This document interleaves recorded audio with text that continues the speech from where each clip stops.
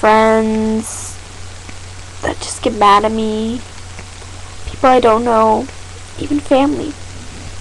But nothing was worse than grade 3. I was a pretty weird kid. I acted like animals. I had fun and everything. The bus was divided by the kids that went to my school at the middle in front of the bus and the kids that went to the other school. Let's call my school, I don't want to give out any real school names.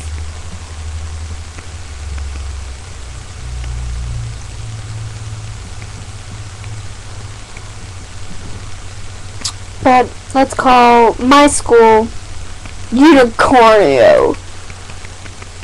And let's give the other school Dragonville. So I'm from Unicornio, they're from Dragonville, and I had friends who went to Dragonville.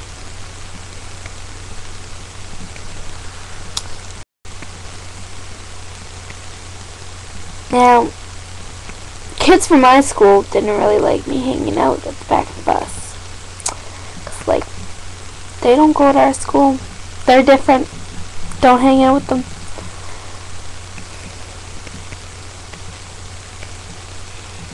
I didn't see why. What made them so different from us? So, sat with them. Then one, but in the afternoons, they were never there. So, one day, I know it was stupid now, but I sat in the middle of the bus. I never sat there. There's just no seats at the front or the back. So I sat into the only empty seat.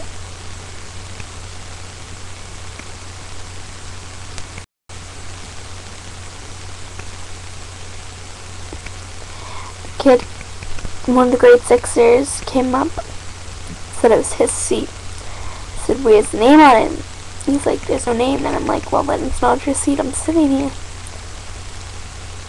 So he sat behind me. Should have moved. That was somebody else. But him and his friends started picking at me. Worse than any other day. Any other day I would have just got called names. I got called nasty names for somebody in grade 3. Got called slut and whore and bitch and bastard and stupid and ugly and fat.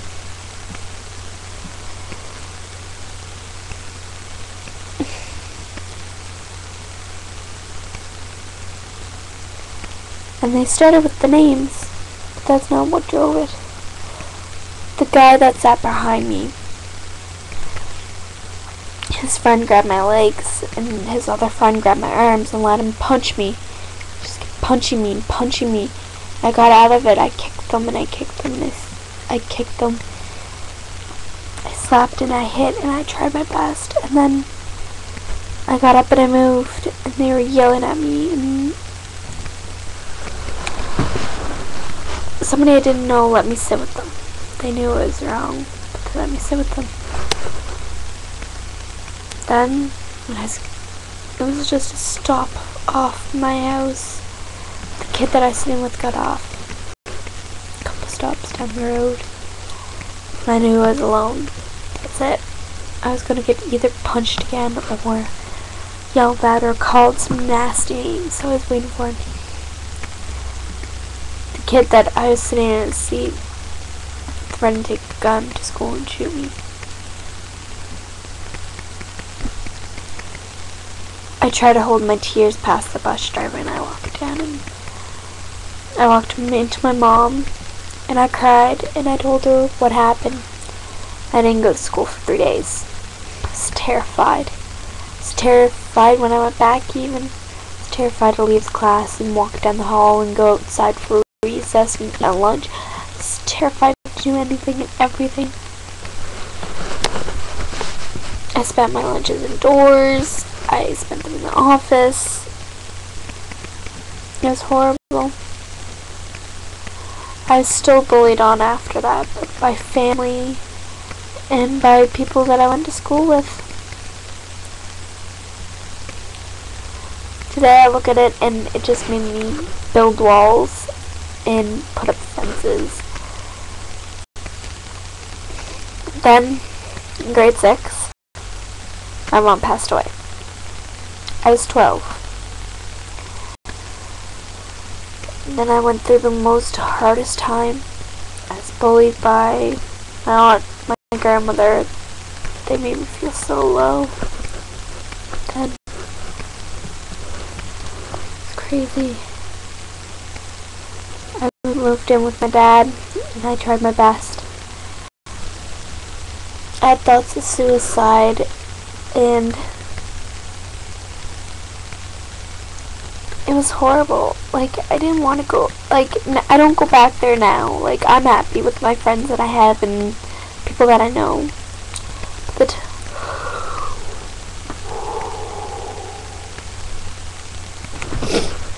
the place that I was in when I lived with my aunt was, I don't remember it. I was in a fog. I don't remember half the times I lived there, and I just let them manipulate me. I know it was so wrong. And like, I tried my best to live a single day without thinking something horrible. That's like, the only people that understand is my dad. And my friends.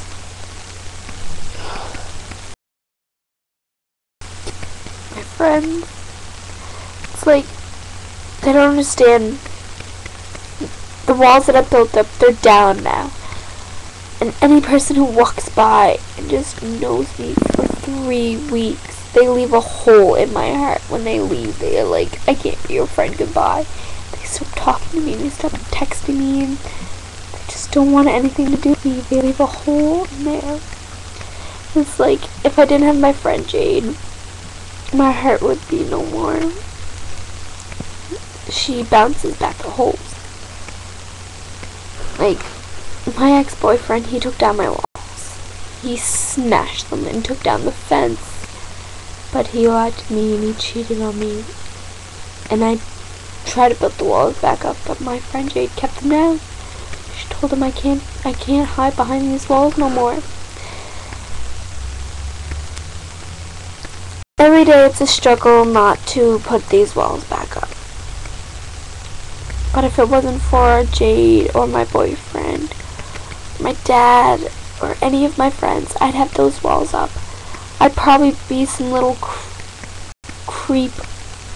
Not that creeps are bad, but I'm just saying that I'd be somebody that would hide in their room, pull the sweater up over her head, and just hide.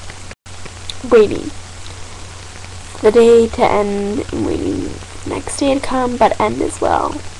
Waiting until the day I die. And when I had thoughts of suicide, I thought that day would come faster. Because of my friends and because of my dad, I got out of there.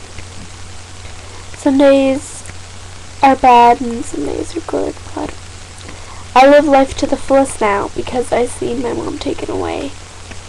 And I don't want my dad to go without me or my friends to go without me. Because I take care of them. When you take care of somebody, you can't just leave them anymore. I'm like a mother to them. I'm a mother all the time. I'm so bad at trying to let them do what they want.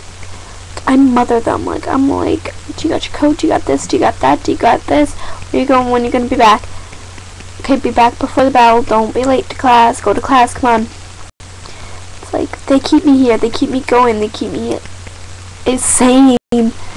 Like, I'm still really weird. I make noises, and I laugh, and I carry on, and I go about what else. I'm 5 on the inside. But people that are bullying other people, you need to look at, like, you don't know what they go to home to. You don't know if they're in a group home, or if they're on the streets, or they're adopted. You don't know what they're dealing with. So the fact that you think that you're the only hardest thing in their life, You're dead wrong. You're fucking dead wrong. Because their life could be horrible at home and you're just making it worse. You could push them over the edge.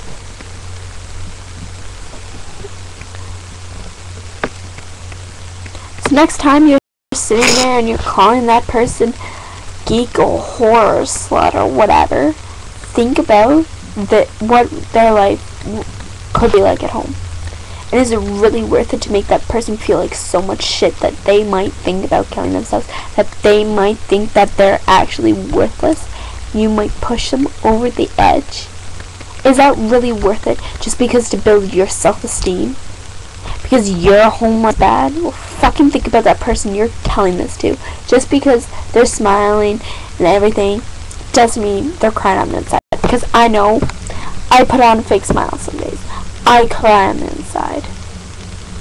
So next time just think about that. I'm sorry, I had to say this. Just think about that person that you're pointing that finger to and calling bitch, slut, whore, skank, dumbass, ugly, fat, whatever. Think about what their home life could be. It could be horrible. They could have nobody caring about them. They could just do whatever they want. They could have nobody caring about them, being abused, being neglected, being called the same exact things, or being beaten. Like, you don't know. You don't know if they live in a group home, or if they are adopted, or live in foster care, or if they live in the street. So don't just judge a book by what they look like. Because they're in designer clothes, or in their label clothes, or because they look like they're happy. Please, are you kidding me? And stop caring about what people wear, if they're wearing Stitches, or Hollister, or Aeropostale, or Blue Notes, or whatever. Clothes don't make the person makes the clothes. Accept the person for their personality and how they care about people. Because you might need a friend like that. Sorry if I've just ruined you guys' day, but I'm gonna go now. It's almost midnight, and I have a book report. That's what I have to do. Bye.